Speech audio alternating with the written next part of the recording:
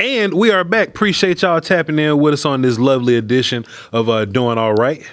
Of course, we're going to talk a little bit of draft for y'all today. But listen, man, this is a Cowboy podcast first. You know what I mean? And big Cowboy news happening. Of course, we want some of them views too. Sure. Bryan Broaddus. The Cowboys hire Christian Parker. They do. As their defensive coordinator. There's been a lot of talk about who he is. I didn't know who the hell he was at first, but, you know, I typically don't know anybody till they're here. Right. Then when you hear, I do my research. I did some research, Bryan. And the one thing that keeps popping up at me, I was always making this point that if I don't know you, it's kind of better that I don't know you. Sure. If I know the coaches, oh, well, then you're some older coach that's probably had his time or gotten fired, right? But I don't know the up-and-coming guys. Right. I remember Kellen Moore when he was like around here. Mm-hmm. And he was just a low-key dude that everybody liked, that the league felt like he was going to be a genius one day, and the Cowboys were just kind of holding on to him. And then Kellen Moore gets to call plays. And Kellen Moore was cool in his call play journey or whatever. Ends up being an OC, ends up winning the Super Bowl, ends up being a head coach. Bryan, just what I'm hearing from Christian Parker around everybody that's talking about him, I kind of hear those same things in my ear. Oh, this is super genius. He's up next, young and all that. And, of course, that just means that it's Shotty's decision and not Jerry's at all. Right. Young and all that, detail-oriented, he's going to be king one day. That's kind of what you've been hearing too, huh? Yeah, I think that to me, first off, I applaud the Cowboys for this. Sure. So I'll applaud Schottenheimer for this. This could have been real easy for him to like listen to Clayton Adams, his offensive coordinator, and say, so tell me a little bit about Gannon. Sure. When you guys were together. Oh, we were together in Indy. He came from Minnesota. He learned from Zimmer. We had him in Indy. Boy, he did this, he did this, he did this. You know what he did? He went to Philly, got him a super, probably he got a chance to coach Arizona, It could have been real easy for Shotty to listen to all that. Sure. And say, okay, yeah, I trust you, Clayton Adams. You've helped me with some of my offensive scheme. You've been a good, I didn't know you all that well, but I trust what you're saying here. Could have been real easy. Could have been a buddy of a buddy hire. Didn't do it. Yep. Didn't do it. Yeah. Applaud them for that. That's a great point. It actually take nuts to not take the guy that has the experience. You know what I'm saying? See, because somebody could whisper in your ear and be like, hey, but I understand, but this Parker kid never called plays. Gannon's called plays before. Gannon won a Super Bowl calling plays before. It take nuts to go, nah, but I want the upside though. Yeah, that's the thing about it is, to me, we didn't like Gannon. You know why we didn't like Gannon? Because he was looking crazy. We knew about him. Yeah. We knew. Yeah, we saw it. We've seen him. With Christian Park, we don't know. We don't know if this defense is going to be any good or not. We know one thing: they need some players. Yeah. You can't.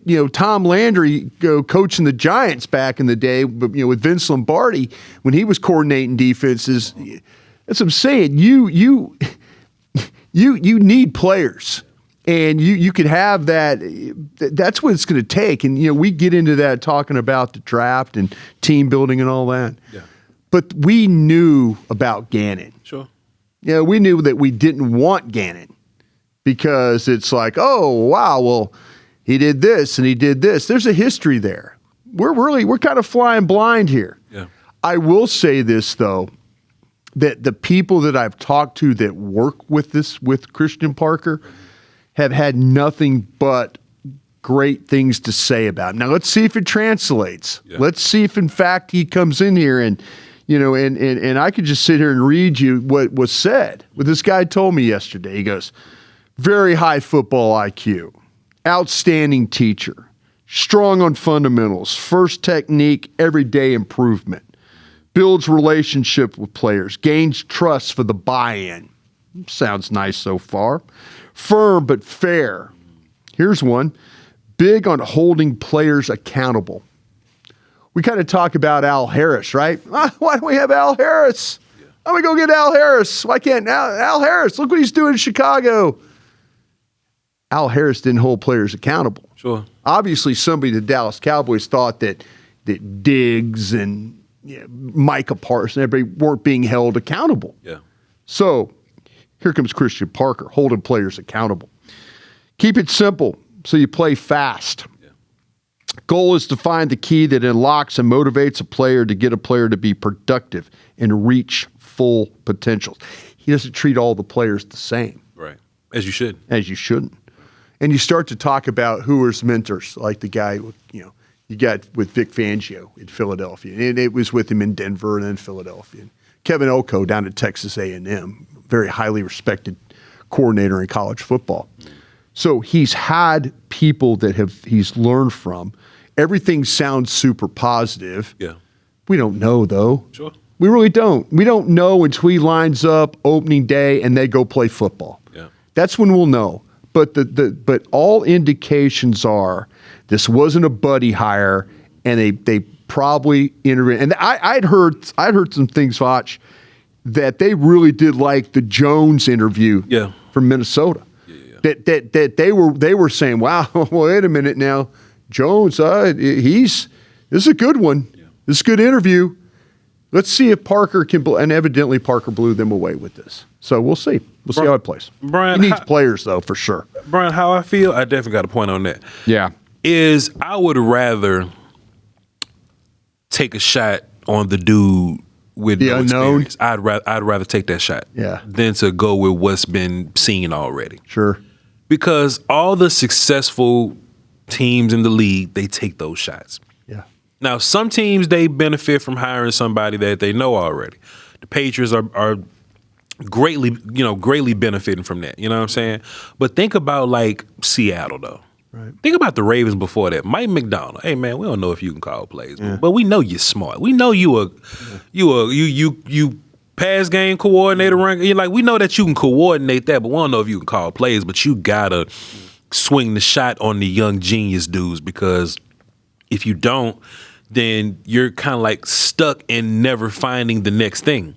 Because guys going to get fired. Guys going to leave. And especially if it's not working for you. Like, Dan Quinn was working for us for a little bit, and then it kind of wasn't. But we're always going to have Dan Quinns until you swing for a guy that's unknown. So if you the Seahawks, this Mike McDonald guy, man, he had a good defensive year in Baltimore. He ain't got pedigree like that. But if you take the shot, it works for you. Liam Cohen, it works for you. All these other first-year coaches that just come in, right, that have the respect around the league, you have to take that shot. I would rather the young genius that everybody say is going to be top tier, and all his big homies is like king defensive coaches, right. You know what I'm saying, Vic and Vance and them, you know what I'm saying? I'd rather that guy than, well, we'll call in Rex Ryan to be safe. Rex Ryan won a Super Bowl coach. This is where though, because you have a team. And then Gannon. Please. Yeah, see, you have a team like, say, Philadelphia. Mm-hmm.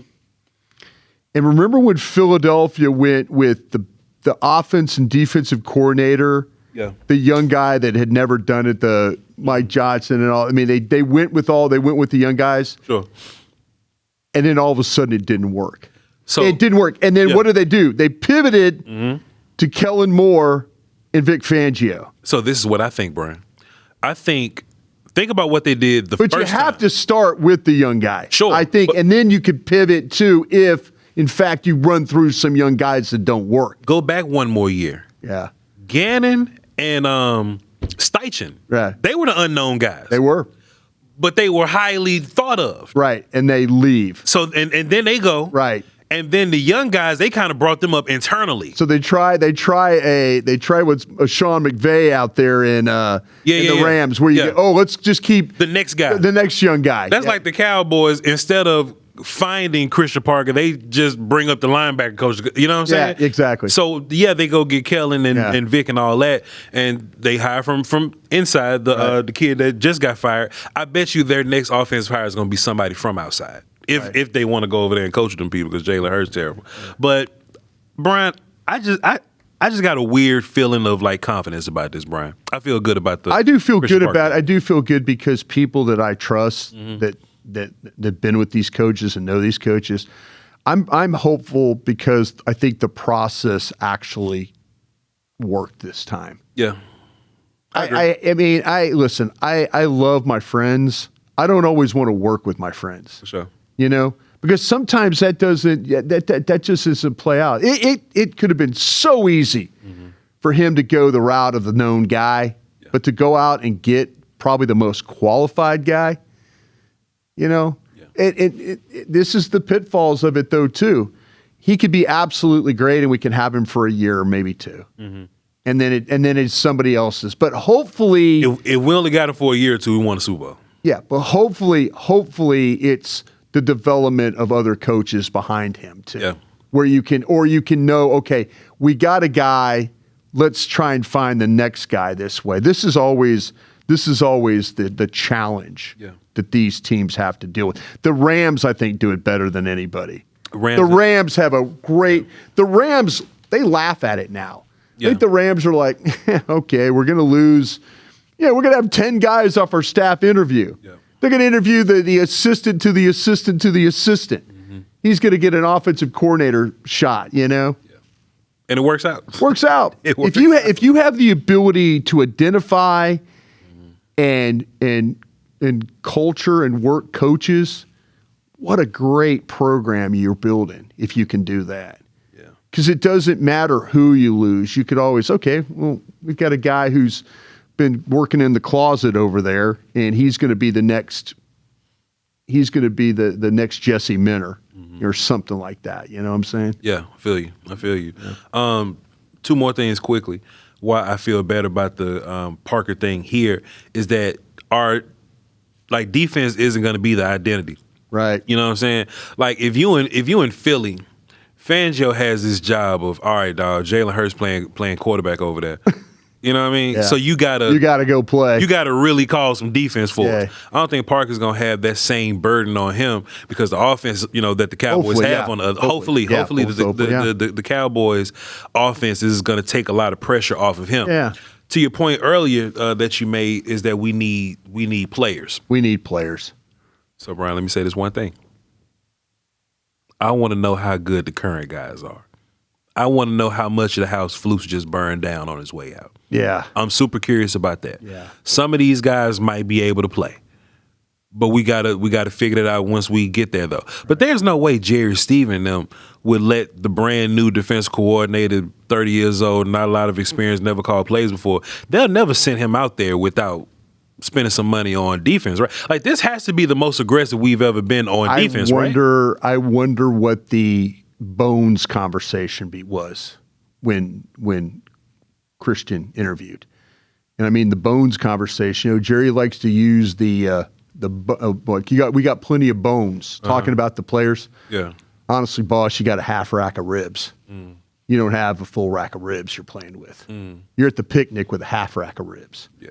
You need a full rack. And so I wonder if the Christian Parker come in here and tell him that.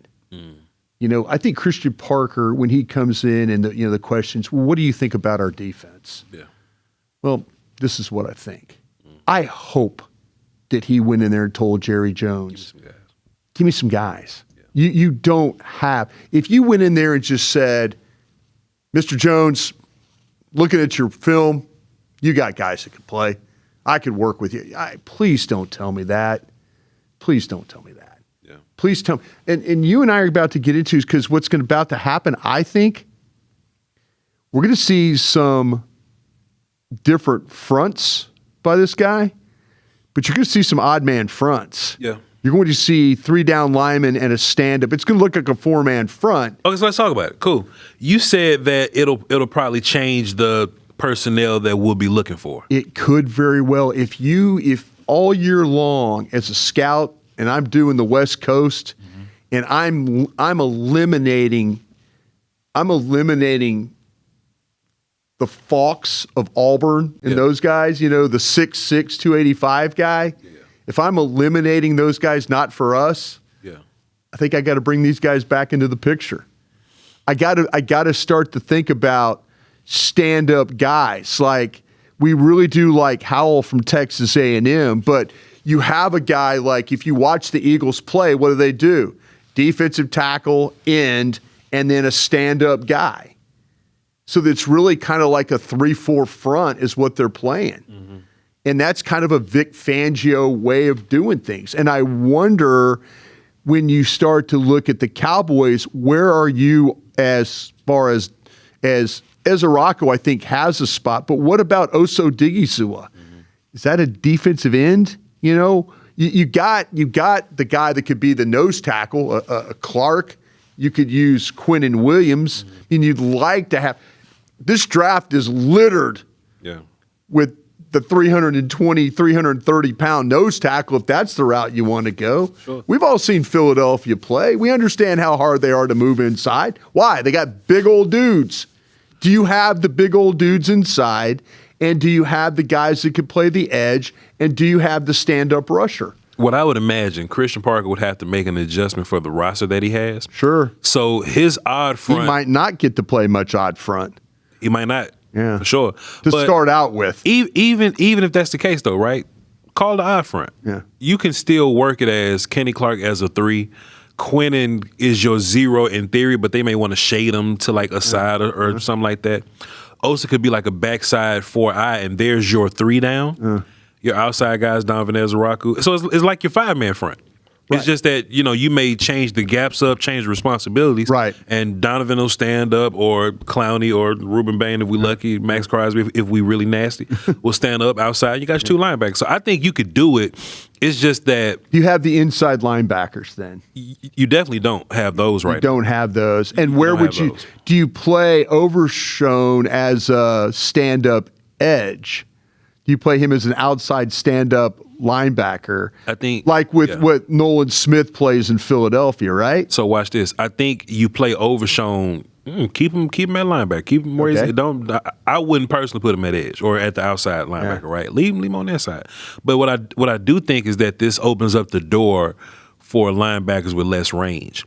So if you're in an even front, thumpy dudes. If you're in an even front, then you might want all your linebackers to be fast, because at some point you'll go into a nickel look, and both those dudes may have to be speedy guys, because your edges ain't going to be speedy guys. Right.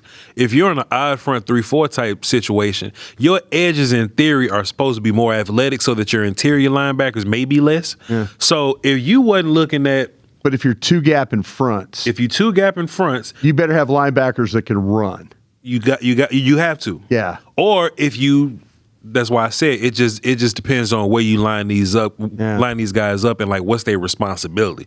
If you 2-gapping, sure. Right. I think you can odd front, then have those down guys attack. Right. And then still have your linebackers run free. You just got to have certain types of guys. I think C.J. Allen fits that perfectly. Yeah. You know what I'm saying? I'm in the middle, and his guys, Denver does that right now. Yeah. They got some linebackers in the middle. Oh, yeah. They don't run all that fast, but Cooper and Benito run their ass off real fast, and those are your fast linebackers, kind of, sort of. And them linebackers in Denver, they just kind of hit the middle a little bit. Vikings do that. The Vikings do that, right? So Overshone gives us an advantage in that way, that he's athletic, but he's big enough to kind of deal in there. But what I'm saying is, I think it opens the door for some of these bigger linebackers, well, not bigger linebackers, but like not as fast guys. So like Rodriguez from Texas Tech, Allen. I think that opens the door for them to where it probably wasn't even there at first. I got to get you to look at Trotter. I know from I'm looking at Trotter. From Missouri. I think there's some thumpy inside linebacker type guys. I know we talked about Hill. Yeah. Hill can run, though, but big, thumpy kind of guys. Yeah. Allen, you mentioned, from Georgia. Trotter from Missouri. We'll get to him, I think, next week on an evaluation. And Rodriguez from Texas Tech. Yeah. Those are those guys that kind of could play as those inside backers that can. I just wondered, though, Christian Parker is going to have a big say in how this defensive roster looks. Trust me, I've lived this one. I agree. I've lived this. And this is one of the reasons why I think that you've struggled in certain positions, because of Dan Quinn's Junior Fajokos and Boss Man Fats and our nose tackle that we had from Kentucky as well. Yeah, Sam too. Yeah. I mean, Bohanna now. Yeah. Bohanna, Sam Williams, these guys. You've had some problems. Evidently, Maris Leofau with under the Mike Zimmer regime. Yeah. You know, you've had some problems there. So this coach is going to have a say in how this personnel is going to look. I'm fascinated to hear the press conference, and I hope those guys press him on the type of player. He's going to be so impressive, Brian. Oh, he's going to win. He's going to win the day at a damn press conference. He's getting to talking for. He's going to impress. There's no question he's going to win the day that way. I'm just curious about his thoughts about the odd man front. How much you going to play it? Are you going to come in here with the attitude of like with what Clayton Adams and them have on the offense? We're not going to be pin and pull if we can't pin and pull. Yeah. You know, does he adapt? Does he adapt Christian Parker to the personnel that he has right now? Yeah. Yet to be seen. Brian, man, Jacoby Lane, man, you're another one of these 6'4" guys, man. Yeah. We got some size early in this wide receiver work that we have. Jacoby Lane, wide receiver from USC, Brian. Yeah. Like I said, about 6'4", 6. He'll probably be 6'4" by the time combine around. 6'4", 200 is what they got him listed at. 200? 200, yeah. I was hoping he'll be like around 209, 210 at least. Yeah. But so at some point too, ladies and gentlemen, we got to break down the difference between big man and tall man. There's a big difference between big man and tall man. Yeah. Jacoby Lane is more towards tall man than big man. Right. Got the height for you, but he also has great hands, catch radius, ball tracking. Bryan Broaddus, I think that's very important because playing at USC, I don't know who the quarterback is at USC, but the passes was just all over the place. Sure, they were just going everywhere. But whether they were in front or behind or whatever, Jacoby Lane will kind of find him a little bit. He has some goofy looking highlight catches or whatever. You know what I'm saying? You just kind of look at those. He loves to do those. Some coach is going to say, hey, man, just use two hands and, mind your business. But he can make those. Contested catches with dudes draped over his body. That's true. He is just fine catching all those. I think he's like an 80-something% contested catch rate guy. Fantastic. Red zone threat, whether it's crossing or jump balling or going up to get the football, he's going to be top tier red zone threat. Elite box out kind of guy. He looked like a basketball player. Like when they're throwing it up to him, he ain't just like he's boxing guys out going up to go get it. Cowboy fans will turn him into a tight end just for that. Brian, I think we have another tall slot guy. Okay. Another tall slot. I think he can do outside work a bunch, but he does a bunch of work on the interior also that looks interesting enough. I wouldn't call him like a great route runner, but he does it enough and he looks fine doing it. And it could just be I'm just gonna body you out, long arm, catch it in front of you slot work. But we'll see. I don't know if he's fast though. That's the last line. The last line. Yeah, the last line is the right line. I don't know if he's fast, but he can indeed play. Yeah. I got him after Boston because I think they're similar in the catch radius, the jump up stuff, contested stuff, but I think Boston is a little more smooth as a route run. Boston from Washington, the wide receiver. Yeah. I think Boston is a little more smooth and efficient as a route run, and I think he builds up speed better than Lane does. But I like Lane a lot. This is interesting because this is, Mekhi Lemon's on this team too. Yeah. USC, and there are times when the quarterback does go Lane's way, throwing him the football.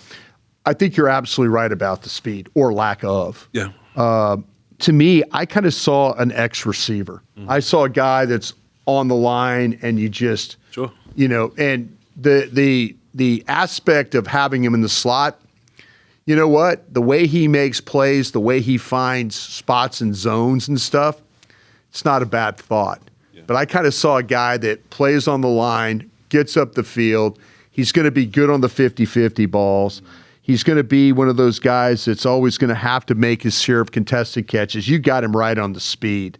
Yeah. If you're a red zone defender in the red zone defender, he's going to win. He is going to win at just the way he is able to go get the football, the length. Those things are all super, super positive for him. But his lack of speed is a big issue. Yeah. And so you're going to have to find ways. Free access and route, free access with nobody up pressing him seems to be something he's able to handle.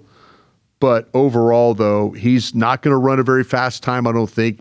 But he's going to make a lot of catches because of his length, and if you throw him up the ball, he's able to track it, like you said, find the soft spots. I do not have him as one of these guys that I put him in the third round. Me too. I got him. Is where I did. But I've also got, like you talked about, Boston from Washington. Yeah. Him, Concepcion, Texas A&M, Surratt, Indiana, Brazil, Tennessee. I've got all those guys like as second round guys. I've got Lane more in that third round by himself. We agree there, Brian. Tell us about the running back, Jonah Coleman from Washington, Brian. Yeah, this is we had a discussion yesterday on the stack about these running backs. I hate missing out on anything, and it makes me sick that y'all having all this draft fun without me, Brian. Well, we'll get you back in the game. We'll get you back in the game. We've got a long way to go in this thing. But Jonah Coleman is a 5'9", 228-pound guy. This is a bowling ball type. Everybody says, short guy, just run over people. But that's what this guy really is. He's short. He's compact. He can be difficult to knock off his feet. The contact balance, I thought, was really good with this guy. There is a problem with he doesn't have great top-end speed. Yeah. He is not one of these guys that's going to – you will see runs where he's handed the ball, he gets outside, and then he gets fetched. But the patience, the vision, he gets what he can. He does his best to finish. He'll run through people. His feet don't stop moving on contact. He's been a receiver option out of the backfield. The best thing I think this guy does, at 5'9" and 228 pounds, he is a outstanding pass protector. I agree. This guy, when it comes to now, you could look at the other backs, and again, we did this with the stack, whether it's Love at Notre Dame, Johnson at Nebraska. This guy right here, when it comes to blitz pickup and awareness and step up and give my quarterback a chance to get rid of the ball, Jonah Coleman is that type of guy. But his top-end speed is average at best. His toughness is tremendous. He can be a receiving option out of the backfield. I've seen him make some adjusting catches, whether the ball's in front of him, up over his head. But that pass protection is impressive for a guy that's only 5'9". So he's a guy that I have him. I have him in the third round. I really do like. I'm a big fan of like Love from Notre Dame. We in the first round. You get to the third round. Emmett Johnson from Nebraska. Price from Notre Dame is who we talked about, and then Coleman. I have all three of those guys in the third round. I think his lack of speed is going to be a problem, the top-end speed, but everything else, the catching, the running ability, the pass protection, somebody might fall in love with this guy because he does have some complete back traits. Just not a home run hitter. Yeah. I have a late 2 on him, and by the end of the process, it might be a 3 by the time it's over with, though. But basically, to add to what you got him down pretty good, Brian. I also think he had some pretty decent vision. There was a lot of times where something was kind of clogged up, front side. But he'll see it. Kind of move, yeah. He makes a lot of his plays cutting back. You know what I'm saying? Right. Like his bigger plays cutting back. So I think that's something to add to him. He has a little bit of wiggle for his size, Brian. He ain't he's not super wiggly guy, but I've seen some movement in his feet for him being so big. I thought it was interesting. Him as a receiver, you're not wrong, Brian. Him catching the ball is always facing the quarterback. Facing the quarterback. Like he's either going to be safety valve in front, he's going to be like swing to the side, or it's like I'm running screens, right? But he's not like I'm going to line up and fade ball somebody or anything like that. But he does catch them when they throw it his way. Yeah. And as far as him as a blocker, very willing, very out of the quarterback's way. He has this move, Brian, and coaches on the league level gonna hate it because it's gotten his quarterback hit before. But what he likes to do is he like to duck his shoulder and flip people over. Right. That's what he likes to do. Get down, play with leverage guy. Yeah, he needs to get a little bit square, but you recognize the toughness about the kid. No. He's very tough. No. He's very tough. I don't think you were questioning that. Yeah, for sure. The technique is he's jumping in there, 3 tech. Yeah. Linebacker, blitzing corner, whoever it is, he's going to like thump whoever, and I love it. I just think it's hilarious that he's 5'9", and he's just trying to flip people over his shoulder. Yeah. Coach is going to make him stay squared bend his knees, face up, get a base and face up.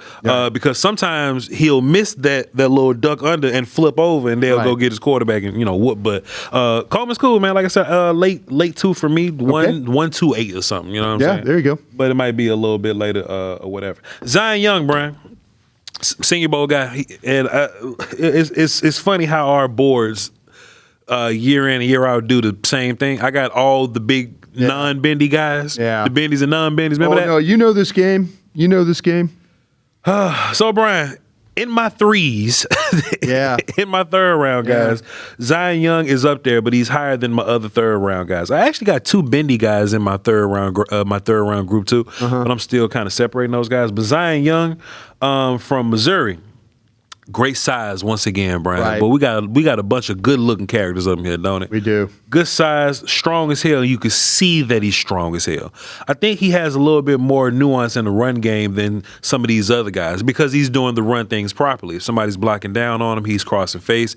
If they're base blocking him, he's holding his weight. If they're doubling, he'll get to a knee. If they're countering, he won't run upfield and he'll just thump the count. Sometimes he'll run upfield and get caught. But for the most part, when they pulled at him, he closed space and thumped down. So that's good that he knows what to do in those run game situations. Wouldn't call him incredibly aware. Yeah. Wouldn't call him incredibly aware. But in just the blocking schemes, he knows what to do. He needs to get better at finding the ball after that. I totally agree with you on that. Thumbs pull and shit like that. Zero plan, no handwork. There you go. no you got him. No handwork. Yeah. But I at least give him credit for attacking half the man. Yeah. Because he does do that. And most of his work or his pressure comes from him being more physically imposing than the other player. So he will run down to half of you. But that's just like running down the middle of somebody. It's just a little better. You know what I'm saying? Right. So when he gets to the next league, some coach is going to have to, hey, do this with your hands. Do this. How about a move here? How about a counter there?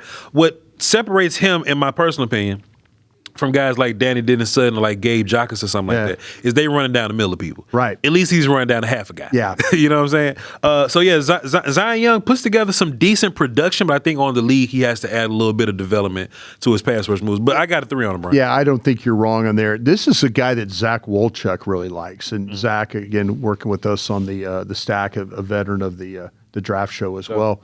So Zach is a big fan of this. Here's another guy, too, that might now fit into what the Cowboys are thinking when you start to look at 3-4 potential guys. Yeah. This guy plays hand down and also stands up. Yeah. So you could see him rushing both ways. So I do feel like that he controls the blockers. The strength, you're absolutely right about him. He'll do his very best not to let the ball get outside of him. I mean, he will try to fight to maintain that leverage. I really do like his ability to play with the flexibility, the balance for the position. I would just like to see him play with more of a burst to match, because I think his bend can be really good, but he just doesn't always burst that well, and I think that's a problem. I think the counter moves are a problem. He just does not have enough of those. So you'll see him get stuck on blockers a little bit too long. So if he could develop more of a type of game, I think he could be a real problem to deal with. But he has traits in order to compete, but I don't think he's there yet. And maybe, like I say, he's a transfer from Michigan State to Missouri, 6'5", 262. He clearly looks the part. But there's some parts of his game where it's just not there yet. And I think you did a good job of pointing those out. Appreciate you, sir. We're going to finish the show with the corner from Georgia, Daylen Everette. Yeah. I like him a little bit too, Brian, but go ahead. No, go ahead. If you got him, go ahead. Hey, man, size, length, speed. I think he's so good at press man, Bryan Broaddus. Sure. I think he's a dude at press man. I don't think he's very good at zone at all. Okay. And just me watching, I think Georgia kind of kept throwing him out there in some of these zone looks. But in the times where he was asked to just walk up, press somebody, and run with him, he was so good doing it. Whether it's running down the field, he had some of your favorite plays, Cross right? that field. Crossing the field. I believe it was I forgot who it was, but they were trying to cross the field on him, and he just carried him across the field, Bryan Broaddus. I saw him play inside, outside. I saw him traveling with one of those receivers up there. So hey, if you a team you want your cornerback to travel, then fine. I don't think Daylen Everette's going to be doing a whole bunch of traveling, but I do think he could play nickel in a pinch or whatever. Right. I don't think he's as smooth as some of his other counterparts, guys ahead of him. Yeah. Those guys turn right, and they open up a little bit easier. Right. He's a guy that kind of gets spinned around sometimes. He's a guy to where his hips get a little, I don't want to say stiff, but he just don't turn as free as some of these. It's not as easy. For him. Not as fluid as some of these other guys. Yeah. Fights for the football though, Bryan. He does. I really like that about him. If it's close, and he may not bat them all down, but he's fighting till we get to the ground, and that'll eventually result in some more bat downs or whatever. So I like Daylen Everette, man. I like him at nickel. I like him on the outside. I think that change of direction is gonna hinder him as a nickel guy. He might just be a boundary guy, Bryan. Just a guy you put him on the short side of the field and let him work the sideline to the short side of the field, Bryan. I like Daylen Everette, but I got a 3 on him right now. I got him in the 3rd round too. Yeah. And I asked scouts about this guy because this guy came back for his 5th year with Georgia. And I'm like, okay, what's the deal? Is this an NIL thing? Did he feel like that he needs more development and all that? And the scouts said, no, this guy's got ability, but he's more like a 3rd or 4th corner than, say, being a starter. Yeah. So I think our grade reflects that with him being like a 3rd round guy. Now, that's not to say he can't develop, but he's 6'1". He's 190 pounds. And you could see him with the length for the position. You could see that. You could see him staying in phase, the mirroring skills, the footwork. I think this guy just has really straight line speed. He can run, Bryan. Yeah, I think it's more like if he has to, like I say, the turning part of it might not be there yet, and it might not ever be there. Sure. But for Daylen Everette, you could see him run, and that's something. And you mentioned coming across the field. That's something that he can match that. He's very good at doing that. I did feel like though that he's a little bit of a hit and miss as a tackler. For sure. Was something that was a little bit of a problem for me. But he does a good job of keeping things in front of him, and he does kind of play with that awareness. So, I think we got him right as a 3rd round guy.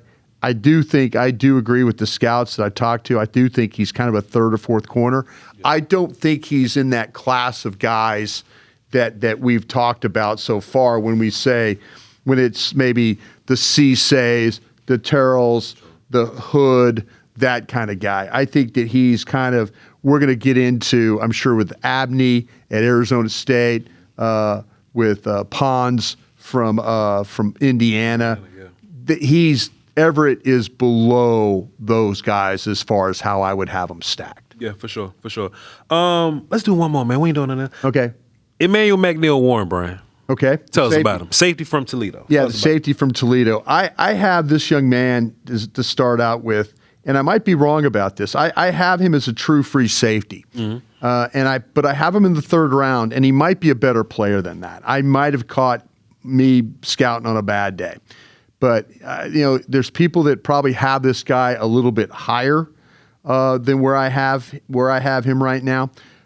But I will say this: at 6'2", 202, you do see the length and you see the size for the position. Yeah. And what you worry about are those big, tall guys that can't turn. Yep. This guy can turn. Sure can. So this is where I might have him wrong, that I put him down too low in the 3rd round. Somebody might very well take this guy in that 2nd round, depending on, because with the length this guy has, he has a history of being a big hitter, a tackler. But if you go back and look at some metric numbers, he's missed more tackles this year than any point in his career. But he's willing to go in there and be a part of that. So I was super surprised with the hip fluidity, the transitioning from the back pedal to the driving. I think he's very loose in that way. And I don't mean loose like when you watch Hood at Tennessee, like, oh, who am I covering loose? I mean the body is loose. in the way he plays. And so he does a really good job of trying to give the quarterbacks a muddy look. Like you'll see him like walk up, walk back, kind of. He's like a guy kind of trying to describe some things. But, I mean, he shows some anticipation for the position. I thought he was able to read the quarterback's eyes. I thought he reacted pretty well. The burst, he can match up with a tight end. He can athletically stay with those guys. That's not a problem for him at all. And so I just kind of, you got to be careful, like, watch this guy, because you do see the angles, and he'll take a bad angle and it'll cause him to overrun a play. So you can kind of see why I see there's some missed tackles. So I love how loose and flexible he is to play. So I'm in the third round. He'll probably go well before that at 6'2", 202 right now, and he'll probably run pretty well. And then when you're watching him at the combine, when they do that old that Al Davis drill where they pedal the guy, they open him, they open him, they open him, he's probably going to look pretty smooth doing that. I got a 2 on him, Brian. I figured you did. I'm going to say this. I think you got him right. I'm going to say, without you even saying anything about the player, I think you got him right. This is how I wrote it, like in real time. My notes don't always go together. I just write shit as I think it. Right. Probably going to be a strong. Oh, never mind. He can play a little bit of free, too. Sure. He really a robber, though. Yeah. You were talking about that a little bit. That's what I wrote. He's really a robber. Yeah. I really like him in that middle, looking around. Patrolling. Looking around. Yeah. Oh, you need me down here with the tight end? I'll go. Yeah. I'll stay right here. I'll walk down as a linebacker type. He's big enough to do it, I believe. I'll walk out as a nickel. Mm-hmm. I'll walk out as a strong. I think the versatility is going to be his big calling card, right? Do you think he could play in the slot? Not all the time. Okay. Not all the time. That's why I just feel like he's mostly strong safety guy. Right. I got a theory about why he missed tackles. Okay. Because he don't know how to tackle from free safety. Huh. Down in the box, probably better tackle. Okay, all right. It's different. That's fair. Because down in the box, he's very aggressive down in the box. Fair. But he's very aggressive back there too. Right. Like if you just kind of watch him, he's coming from depth, running down. Right. And because he wants to get there, and because of his build-up speed and how running backs typically go in the box, he might miss in that range. Yeah. But Brian, I feel like when he was down in the box, I didn't think he missed nothing because he's so snap and go, right. Snap and go. You know what I'm saying? Super aggressive in the run game, and I love that about him. But he knows how to find himself around the football.